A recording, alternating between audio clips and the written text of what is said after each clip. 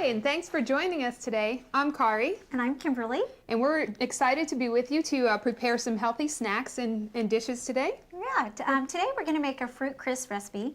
And this recipe includes oats and whole wheat flour and is a great way to increase your family's intake of whole grains.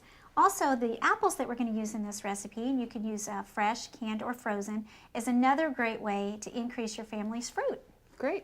Well, I know my kids like to snack. They do. And you know, one thing, Kari, that we want to keep in mind with children is that they do have small tummies. And so the 3 meals that they're going to eat throughout the day is not going to be enough. So they need to have 3 healthy snacks. Okay, so this is a good one. This is a great snack to make sure that they get their vitamins and minerals that they need. Okay, wonderful. Okay.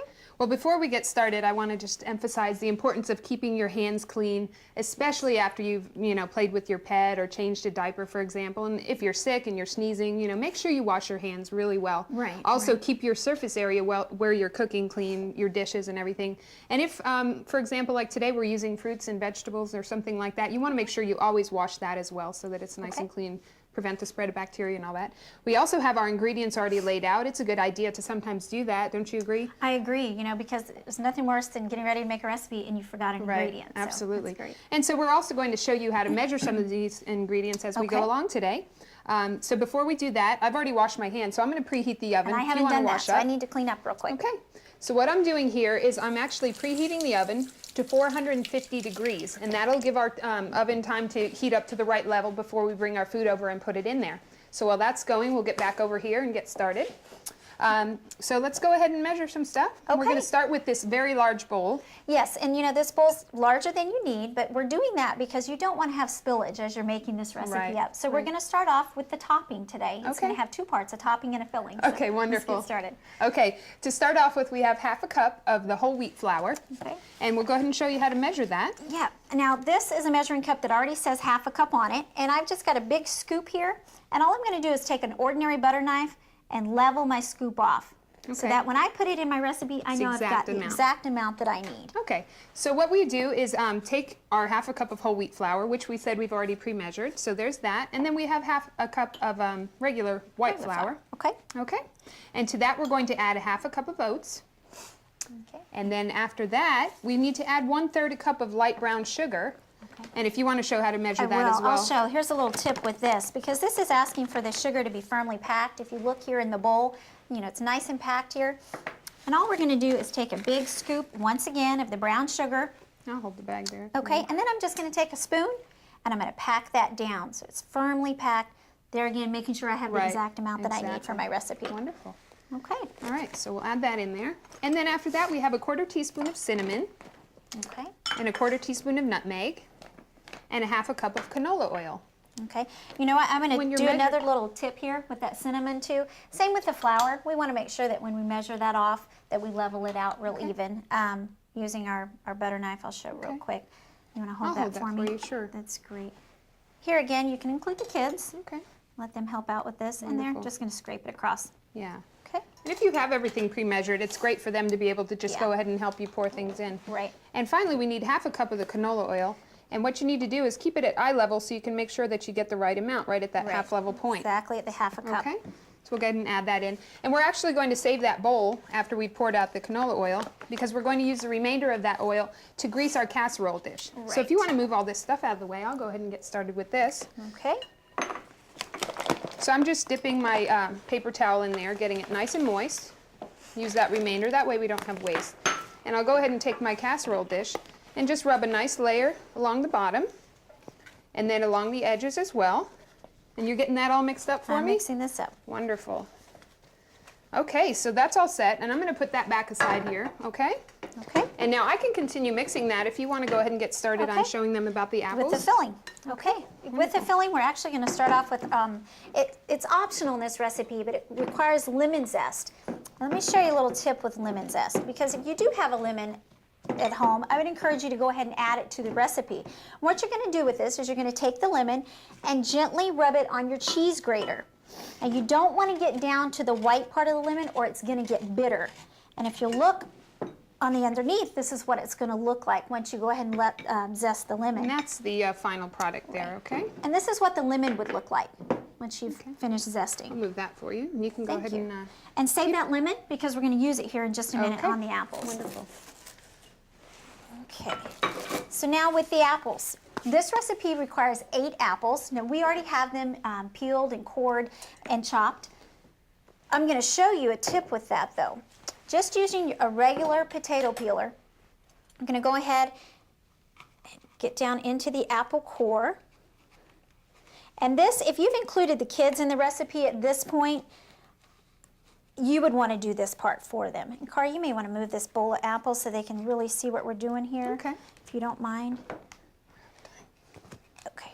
And then we're going to pop the core out. And then for peeling, you want to peel away from you with the apple peeler. Okay, so we'll peel that all up, and then we'll take the apple. I'm not going to peel the whole thing. These are already peeled. And then you're going to slice it into fourths. Once it's all nice and peeled. Just be really careful. And once again, Watch your don't let fingers. the kids get in on this part. You're going to chop it up. Okay? And then we already have our apples all done for us. There we go. So to that, we're going to add 2 teaspoons of, or 2 tablespoons of sugar. Okay. Okay. Then we have a 1/4 teaspoon of cinnamon. Okay. And then our lemon zest, which you can use or not use, it's up to you, but it does add a great flavor to it. So we'll go ahead and put that in there. Okay. All right. Now, Borrow your spatula. Okay. No, here we go. now these are both all ready to These go. really well. And that lemon that I told you to save, we've already squirted the juice from that lemon on these apples so they didn't turn brown. Okay, and then we're going to take our apples. We're going to put this in the pan, our casserole dish that we've already greased. You want to get them even. There we go. Okay. We'll go ahead and spoon this filling back on there as well. You need to get that in a nice even layer. Okay. All I can right. help you out here. Smooth this over. All right. So we're ready to go now. Put this in the oven. Okay. And at this point, you're going to want to actually turn your oven down to 350 degrees. And I'll go ahead and put that in. And then what I have here, I'm going to make sure we use an oven mitt to handle these hot pans when they're done and they come out of the oven. I'll set that right there. Close the oven up. Now we need to let this cool down before we try it. So we do have a sample here. All right. And remember, when baking this, you can also turn the pan around in the oven to make it cook more evenly if you have to. Right, and I would encourage you, as a way to get in your dairy, put 2 tablespoons of yogurt on top. That looks it's good. rich in protein and vitamin D. Wonderful. Great for the kids. Okay. And then I think I'm going to try Go this. ahead. This smells wonderful. All right. And remember to let this cool down a bit. Don't leave it out for more than 2 hours, but you do want to make sure you put it into a storage container and get it in the refrigerator for later. But you don't want to leave it out for too long, okay? This is delicious. Great. Well, we look forward to sharing more recipes with you in the future. In the meantime, enjoy the snack that we've made with you, and we'll be right back.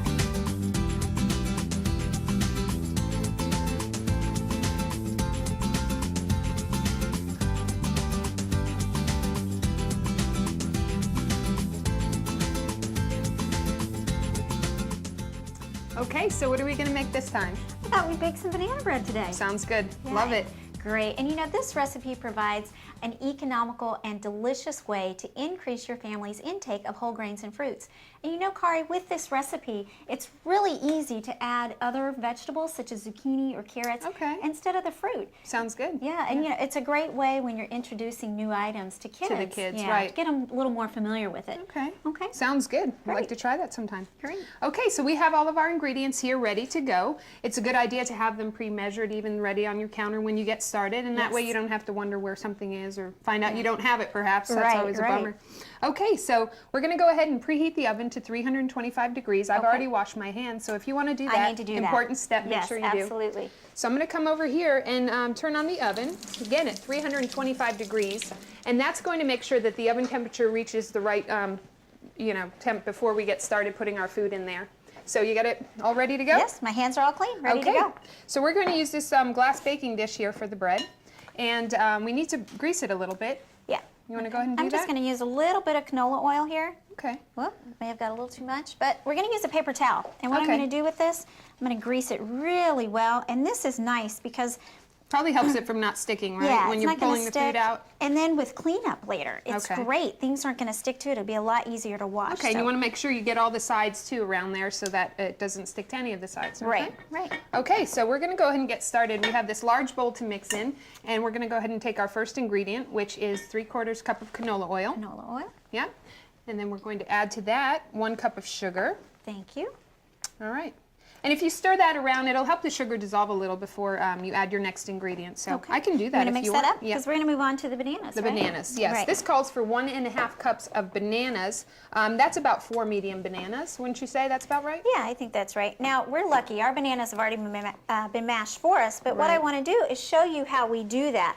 All you're going to do is take your banana and with a fork, mash it really well. Now, this is a great way, Kari. You know how sometimes those bananas get pretty brown? Right, very often. And Yeah. it happens really quickly sometimes. Yeah, So. and you don't have to throw them out. You can make good. banana bread. So that's all we would do is just mash them up really well with a fork, and then they're going to look like this. So I'll go ahead and pour that in for you. Great. Thank you. All right. And then our next ingredient that's going to go in here, we have 2 eggs. And we want to mix that with 1 teaspoon of vanilla. Okay. And now, do you want to explain about mashing or whipping up the eggs a little with bit? the eggs, when we say beat the eggs, all we're going to do is take a fork, and I've already added the vanilla in there, but you're just going to want to make sure that the yolk and the egg white mix together really well to make kind of a creamy consistency here. And then we're just going to add that into our bananas. And this is a good time if you want the kids to help again. Bring them in the kitchen. Yeah. They can help you stir. It's a great time. And let Yeah. me tell you, this smells so good already. I love the bananas. Yeah. And it is So- easy for the kids to be involved because everything's already pre-measured if you get your Right. ingredients ready Absolutely. beforehand. Well, actually, I'm going to move this over and go ahead and grab this bowl. Okay. We're going to do our dry ingredients in a separate bowl. And what we have is 1½ cups of whole wheat flour. Okay. And whole wheat's really a good way to introduce some more of the grains Yeah, into the add those diet. grains. Yeah. And we do have some white flour, right? 1½ cups of white flour, unbleached. Now, when the recipe calls for the 2 separate flours, you want to make sure that you follow the Right. recipe because there's a reason for that. Okay. Okay. And I'll grab a fork and kind of start mixing that up. Thank you. And then to this, we need to add 1 teaspoon of baking soda, Okay. 1/2 teaspoon of salt, Okay. and then 1/2 teaspoon of cinnamon for a Yeah. delicious flavor, which smells good Really as well. Smells great. Go ahead and give that a quick stir.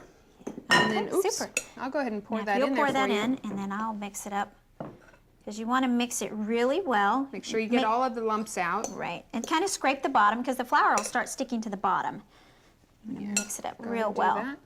While I'm mixing that up, we can go ahead and add maybe our yogurt to it. What we have here is 1/2 cup of low-fat yogurt. You can use low-fat milk, even buttermilk if you want. And I'll go ahead and Super. spread that in there while you're mixing. And And this helps to keep the bread moist as it's baking. It's not going to be dry when it comes out. So we're going to mix that. Now this recipe, it calls for nuts, but do I have to right, put nuts in it? you don't have to put No? nuts in it Okay. if you don't want to. And any nuts that you have at home are going to be fine. If you have walnuts or pecans, I don't know what your family prefers. great. If you have children with allergies, you know, obviously you don't want to use nuts, so it's fine without it. Okay. And if you do have children and you're going to use the nuts, make sure you cut them into very, very small pieces. We That's don't want great. any choking hazards. Choking hazard, that's So I'll go right. ahead and add them in for our recipe's sake. There you go. Okay. I can get all these out of the way. Once again, it's a good time to kind of clean up, get all your stuff out of the way, and that makes for easy cleanup later on and Okay. not Well, as much work. I think this is mixed pretty well. Okay, well here's our pan that's already been greased. If you want to, I can help you Great. pour it in there. And as Kari's doing that, you want to make sure when you're filling up your bread loaf pan here, don't fill it to the top. You only want to fill it about half full. The reason being, when the bread starts to rise in the oven, if it has no place to go, it's going to end up in the bottom of your oven Right. pretty messy. So that Okay. looks great. So what I'm going to do is go ahead and put this in the oven now. Okay. And this will cook for about 1 1/4 to 1.5 hours. Okay. And so even halfway through the cooking process, if you want to, you can turn the pan around, and that'll help for it to brown evenly on all sides. And if it gets too well done before that, you can actually set the temperature down to 300 degrees. And what I'm going to do is make sure I use oven mitts so I don't get burned. And I'm going to go ahead and pull this bread out of the oven. Go ahead and set that right there on the countertop. That Close smells this up, make sure you delicious. keep the kids away from the oven. Yeah, it does smell good, but I think we need to let this cool down before we try this one, right? Yeah, and it would take a little while, but I have a surprise for you. Okay. Yeah, I made a bread yesterday because I Okay. want you to try it out, so we don't Great. have to wait for this one to cool. Wonderful. I'd love to try it. Here we go. Delicious. All right. Oh, that is so good. Is that great? But let me tell you, I think the, excuse me, I think that the zucchini or the carrots would be a great idea, I was turning this thinking into that. a vegetable Yeah. bread I instead. think that would be great. That Wow. would be wonderful. Well, we look forward to introducing you to some new foods and recipes in the future. Yeah, and so in the meantime, enjoy these snacks. Great.